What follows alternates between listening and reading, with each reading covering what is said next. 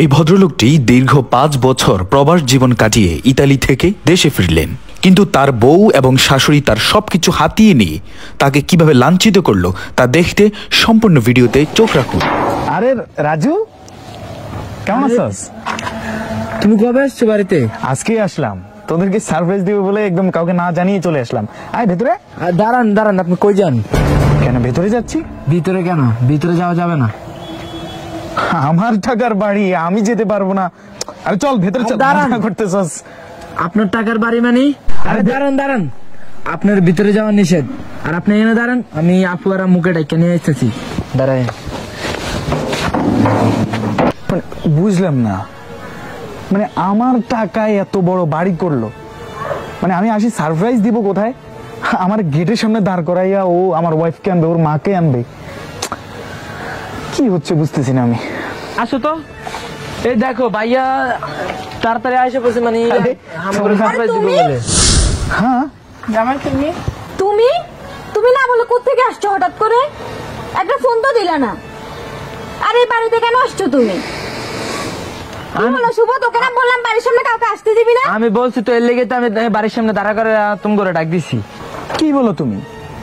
আরে এটা তো আমার বাড়ি, আমার বাড়িতে আমি আসবো না তো কে আসবে? আরে তোমার বাড়ি মানে? তুমি ইতালি গিয়ে কয় টাকা দিছো যে তোমার বাড়ি বলতেছো? এটা আমার বাড়ি, আমি করছি এই বাড়ি। আসছে একদম নিজের বাড়ি দাবি করতে। যাও এই বাড়ি থেকে বের হও। আর তোর না বলছি খেয়াল রাখবি বাড়িতে যেন কেউ অনুমতি ছাড়া ঢুকতে না পারে, একটা মানুষ যেন বাড়ির সামনে আসতে না পারে। আর আমি তো গেট লাগিয়ে রাখি, আমি একটা দোকানের দিকে যাইতে লইছিলাম, এমন সময় হে আয় আমার সামনে। যাও এই বাড়ি থেকে বের হও, এটা তোমার বাড়ি না। দেখো দুষ্টামি ফাইজলামি অনেক হইছে, এবার অন্তত ভেতরে চলো। এই তুমি কি কুচি খোকা? তোমাকে কথা বলতে তোমার কানে যায় না? তুমি ব্যাগ টেক নিয়ে সবকিছু নিয়ে তুমি চলে যাও এখান থেকে। আরে আম্মা, আপনি এটা কি বলতেছেন? মানে আমার তো মাথায় ধরেন, আপনি এই আম্মা এটা কি বলে? আম্মু যা বলছে ঠিকই বলছে। এই বাড়ি তোমার না, এই বাড়ি আমার, সব আমার নামে। এই বাড়ি, জায়গা, জমি, সম্পত্তি সবকিছু আমার নামে। আম্মু সবকিছু ঠিক বলছে। ফাইজলামির একটা সীমা আছে। কিসের ফাইজলামি? হ্যাঁ কিসের ফাইজলামি? তোর সাথে কি ফাইজলামি করার মতো এক্সট্রা সময় নিয়ে আমি বসে আছি? তোকে বললাম না এই বাড়ি তোর না? এই বাড়ি থেকে বের হয়ে যা তুই। এই বাড়িতে থাকার মতো যোগ্যতা তোর আছে? তোর ব্যাগ ট্যাগ সব নিয়ে বাড়ি থেকে চলে যা। যাইবেন নাকি ব্যাগ এগুলো ঢিলে মেরে ফেলাই দিব? আমি তো ধাক্কা বাইরে ফেলা দিব। কি হলো? বললাম না এই বাড়ি থেকে বের হতে? তোর কি কথা কানে যাচ্ছে না? যাইবেন না ব্যাগ এগুলো ঢিলে মেরে ফেলাই দিতে মেনতে। কি হলো? তোর কি কথা কানে যাচ্ছে না? তোকে বললাম না এই বাড়ি থেকে বের হতে। আমি বুঝতেছি না তোমরা আমার সাথে এরকম কেন করতেছো? মানে আমার টাকা দিয়ে বাড়ি করছো আর সেই বাড়িতে আমাকে ঢুকতে দিতেছো না। আমি আমার সারাটা জীবনে যত টাকা কামাইছি সব টাকা তোমাদেরকে দিছি, আর আপনি আমাকে ফোনে বাবা বাবা করে মুখে ফেনা ফেলে দিতেন। আপনি বলতেন বাবা তুই আমার জামাই না। বিদেশ থেকে বলতেন বাবা খাইছো, বাবাকে এটা করছো, কাজে কখন যাবা, কখন আসবা। প্রত্যেক মাসে মাসে আপনাদের জন্য টাকা পাঠাইতাম। আমি আমার মায়ের জন্য একটা অ্যাকাউন্ট করি নাই, আমার বাবার জন্য আমি একটা অ্যাকাউন্ট করি নাই। আপনাদের জন্য আমি টাকা পাঠাইছি, আর আপনার মেয়ে আপনার সামনে আমাকে তুই তুকারি করতেছে। আমার কি একটু মূল্য নাই? আমার বাবা আমার মা জন্ম দেওয়ার পর আমার জন্য কতটুকু কষ্ট করছে তা আমি বুঝি।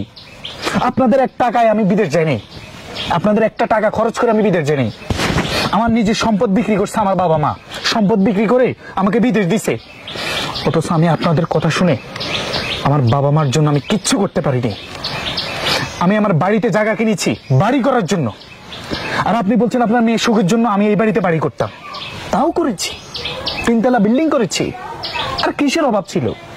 আপনাদের জন্য কি করি না আমাকে দেখান যে এই কাজটা তুমি করো নাই। বাবা বাবা যখন করতেন তখন আমি বলতাম যে না আমার তো আরেকটা মা আছে। ছি, মানে আপনিও উল্টে গেলেন।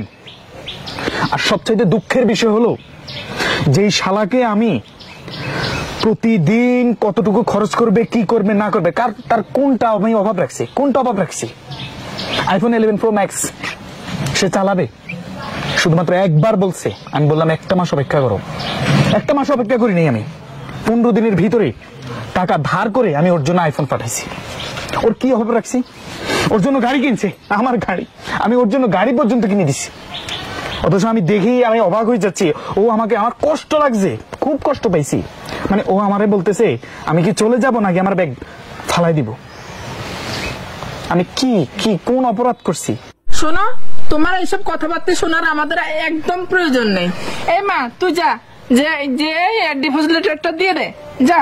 আরে দাঁড়াও, ফাইজলামের একটা সীমা আছে।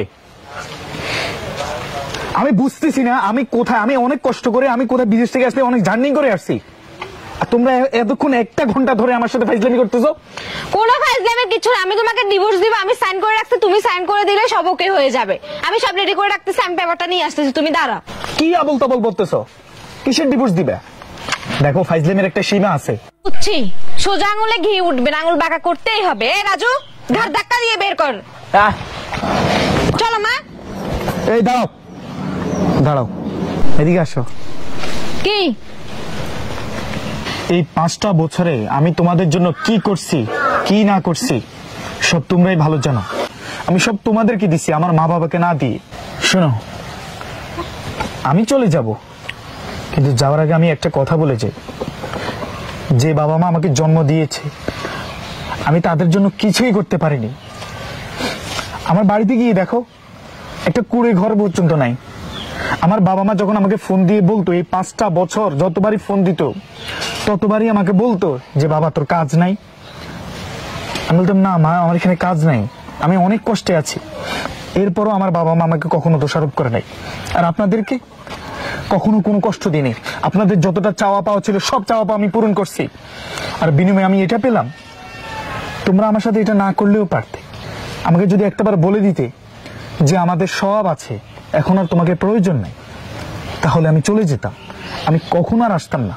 কিন্তু এভাবেই প্রবাসীরা যে কতটা কষ্ট করে সেটা একমাত্র যারা বিদেশ থাকে তারাই বোঝে।